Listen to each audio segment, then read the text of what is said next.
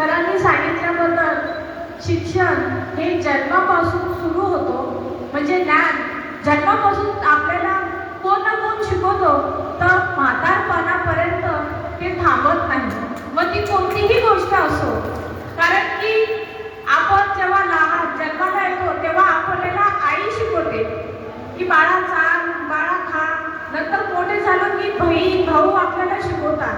त्याच्यानंतर आपण शाळेमध्ये जातो, शिक्षक आपल्याला शिकवतात.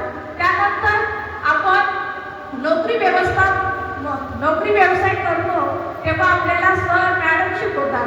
त्यानंतर संसार जेव्हा लग्न झालं तेव्हा आपल्याला आपल्या घरातली आजूबाजूची सर्व मंडळी ही काही ना काही गोष्टी शिकवत राहतात.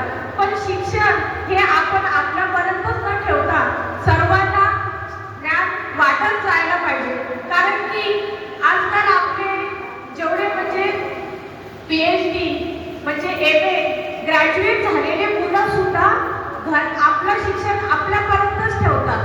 कारण की त्यांना बाबासाहेब बोलले होते की माझा समाज म्हणजे कोणताही म्हणजे शिक्षण हा तिसरा डोळा आहे, आणि शिक्षण घेतला तर तो गुरगुरल्याशिवाय राहणार नाही.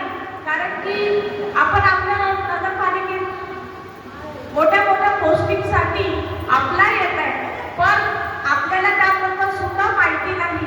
कारण की आपण त्याबद्दल जाणत नाही, कारण की आपण आपल्या घरगुती मध्येच वावरत असतो.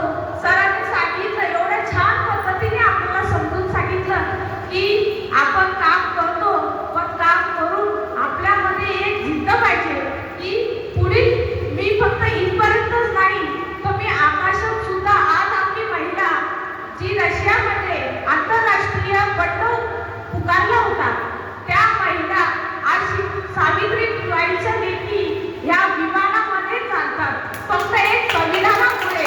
आणि संविधानामध्ये अशी ताकद आहे की जी महिला मंदिरामध्ये कोणतीच महिला ही पूजापाठ करताना दिसणार नाही, पण संविधानामुळे आज आपली राष्ट्रपती झालेली महिला सुद्धा आज ती राष्ट्रपती आज एक संविधानामुळेच आहे. ही महिलांना एक म्हणजे महिलांना एकदम स्वातंत्र्य हे संविधानामुळेच आपण आपल्या सर्वांना मिळालं आहे. एवढं